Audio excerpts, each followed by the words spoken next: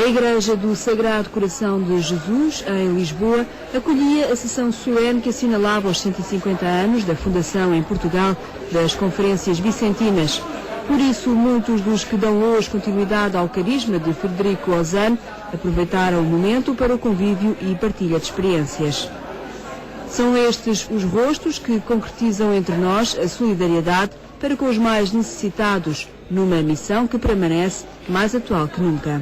Em 1859, quando foi criada a primeira conferência, os problemas eram, enfim, de pobreza económica, Hoje os problemas são diferentes, são problemas de natureza social, são problemas de desemprego, são problemas de prostituição, toxicodependência. E hoje aquela pobreza que para nós é muito dolorosa, que são aquelas pessoas que viviam bem e que hoje, por força das circunstâncias, de uma perca de emprego, etc., e hoje essas pessoas são pobres e envergonhadas. E nós tentamos, enfim, na medida do possível, dar-lhes exatamente aquilo que elas perderam.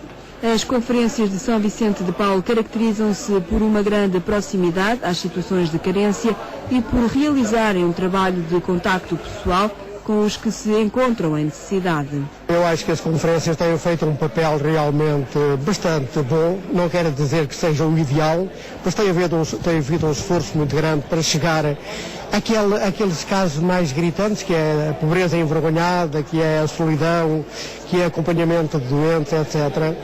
Enfim, não temos a veleidade de resolver os problemas todos, mas temos o interesse de minorar, portanto, todos os problemas que existem na sociedade, que são muitos agora, e quando falamos, portanto, nesta sociedade atual, de desemprego, fecho de fábricas, etc., é extremamente doloroso termos que detectarmos casos e que não podemos muitas vezes resolvê-los sós, mas temos que os encaminhar para as instâncias que realmente têm capacidade para o fazer.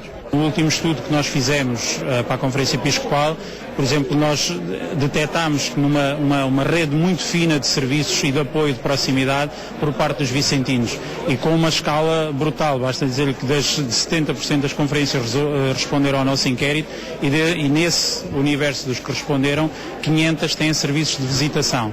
Portanto, com largos milhares de pessoas visitadas durante o ano.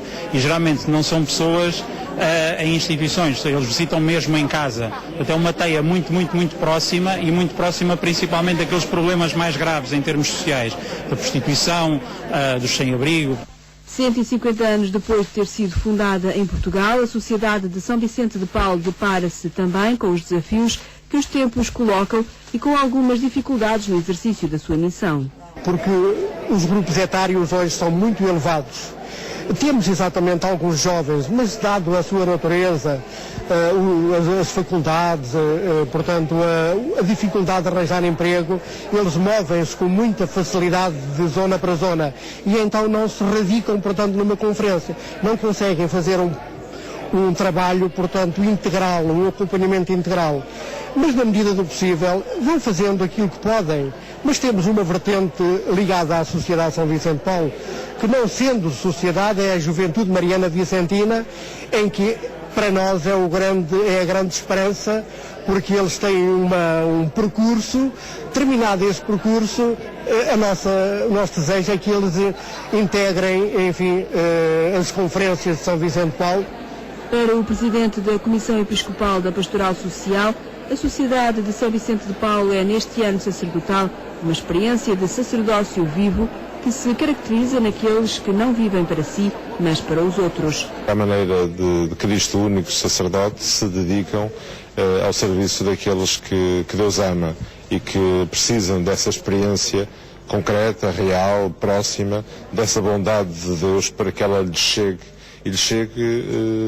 para curar as suas feridas, que podem ser de doença, de pobreza, de solidão, das mais variadas. E é nesta estrutura de proximidade que as conferências vicentinas de cada paróquia têm para com as populações. E estes 150 anos de presença em Portugal é de muito reconhecimento. São agentes de solidariedade, animados pelo espírito do Evangelho que apresenta, como diz Dom Carlos Azevedo, um Cristo sempre atento aos gritos da multidão. Mesmo quando eles parecem abafados por outros interesses, quando algumas pessoas parece que estão mais atentas a direitos individuais do que aos direitos sociais e preferem abafar quase estes gritos dos necessitados e dos pobres e dos miseráveis, é necessário que haja alguém que, mais do que fazer discursos sobre a pobreza, possa ir ao encontro das reais situações. 150 anos após a sua fundação Entre Nós, permanece a determinação destes voluntários apostados em continuar o carisma vicentino numa época histórica em que a sua atualidade se apresenta particularmente viva.